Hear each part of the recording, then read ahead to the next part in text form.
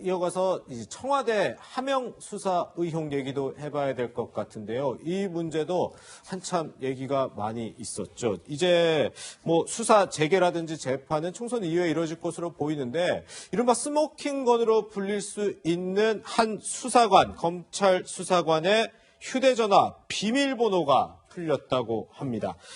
일단 이 수사관이 당시 수사를 하면서 좀 스스로 좀 목숨을 끊는 안타까운 일이 있었는데 이제 백원우 비서관 당시 팀에 일을 했던 수사관이었어요. 그래서 이 휴대전화가 내용이 도대체 뭘까 그런데 암호를 못 풀어갖고 그렇죠. 그동안 4개월이 지나왔는데 이게 풀렸다 그래 어떤 그 의미가 있는 건가요? 그러니까 사실은 이 휴대전화에 뭐가 있을지 몰라요. 예. 그러니까 이게 어떻게 보면 백원호 비서관은 전 비서관은 올가면은 백원호 전 비서관은 혐의를 입증하는 스모킹건이 될 수 있지만 반대로 백원우 전 비서관이 억울한 거를 풀어줄 수 있는 것도 되는 거예요.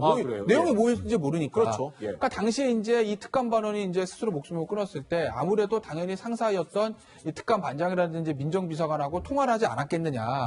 그렇다고 뭐 그 내용이 뭐가 있느냐에 따라서 이 혐의를 입증하든지 아니면 누명을 벗겨주든지 하는 뭔가 결정적인 것들이 있을 것 같다라는 게 당연히 합리적인 추론 아니겠어요? 그런데 당시에 이 휴대전화에 비밀번호를 못 풀어가지고 내용이 뭐가 있는지 확인을 못했는데 이번에 드디어 풀었다는 거 아니겠습니까? 어떤 형태로 풀었는지 모르겠으나 그러면 당시 이걸 휴대전화를 복원을 하면 당시에 업무와 관련해서 나누었던 뭐 문자 메시지가 있을 수도 있고 메신저 내용이 있을 수도 있고 통화 내용은 없지만 통화 기록이 있을 수도 있습니다. 뭐 사진이나 이런 게 있을 수도 있고요. 문서가 있을 수도 있고요. 그렇다고 보면 이 특감반원, 전직 특감반을 왜 스스로 목숨을 끊는 극단적 선택을 했는지 그리고 그 전에 본인의 상사들과 어떤 대화를 했는지를 알 수가 있을 거기 때문에 이 사건의 실체에 검찰이 조금 더 한 발씩 다가갈 수 있는 기회가 된 거죠. 평론가님 사실 이 숨진 수사관이 지난 2018년에 이제 지방선거를 앞두고 울산에 내려가서 김기현 당시 울산시장의 수사 상황을 챙겼다 이런 의혹이 있었거든요. 그런데 바로 이 참고인 수사를 앞두고 숨졌기 때문에 뭐 사망 원인을 두고도 좀 의혹이 많았던 것 같습니다. 아 그렇죠. 이제 뭐 뭔가 있기 때문에 이제 그랬을 것이다라는 이제 얘기도 있고.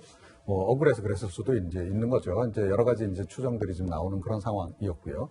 일단 뭐 휴대폰 비밀번호가 풀렸으면 뭐 동선 추적이라든가 이런 것도 다 가능해지는 상황 아니겠습니까? 자 그런데 사실은 좀 이제 우려되는 바는 있죠. 그게 뭐냐면, 그러니까 경찰이 이 사건과 관련해서 선거 개입을 한 정황이 드러난 사건이잖아요. 그러니까 경찰 쪽에서는 이 전모가 드러나는 게 오히려 더 부담스러울 수도 있는 거죠. 자, 그래서 약간 좀 이 휴대폰 관련한 수사 부분을 그러니까 은폐하려고 할 가능성도 없잖아 있을 수 있는 거예요. 그래서 사실은 그래서 그런 우려도 지금 벌써 제기가 되고 있습니다. 그러니까 이 휴대폰이 만약에 검찰 쪽에 지금 가 있고 검찰 쪽에서 이번에 풀었다라고 한다면은 좀 더 그러니까 뭐 이미 이제 기소가 된 상황입니다만 그 사건들과 관련해서 실체 접근이 가능할 텐데 경찰에서 이거를 가지고 있다 그러면 선별적으로 경찰 쪽에 유리한 쪽의 정보만 수사 결과로 공개할 가능성도 없잖아 있는 거 아니냐라고 하는 우려도 지금 없잖아 있는 상황입니다. 일단 뭐 지금 총선 국면이기 때문에 좀 수사가 일단 정지가 돼 있는데 이 청와대 선거 개입 의혹과 관련된 인물들이 이번에 총선에 대부분 많이 좀 출마를 하는 상황인 거죠? 아 그렇죠. 그러니까 공천 다 받았고 지금 이제 본선에 대부분 다 지금 올라와 있는 그런 그 상황입니다. 그래서 지금 이제 이 사건 자체가 지금 이제 뒤로 좀 미뤄져 있는 그런 그 국면이고.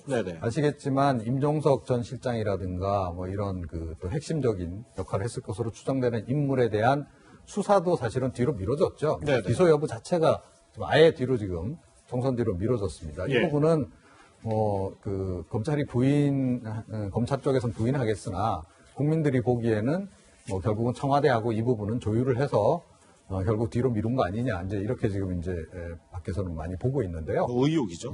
그런데 이제 어찌됐건 이제 이 사람들이 좀 당선이 됐을 경우가 사실은 좀 문제가 되는 거죠. 아, 그런가요? 당선되고 나서 본인들과 관련된 부분에서 아무래도 유리한 방향으로 좀 이제 뭐 검찰 쪽에 압력을 넣는다든지 이런 상황도 좀 있을 수 있는 거예요. 사실은 국민들이 그 부분도 지금 우려의 시선으로 지켜보고 있다. 이런 말씀을 좀 안 드릴 수가 없습니다. 조국 전 장관의 부인인 정경심 교수의 재판 내용과 또 청와대의 선거 개입 의혹 관련 수사 상황까지 짚어봤습니다. 두 분과 여기서 인사드리겠습니다. 고맙습니다.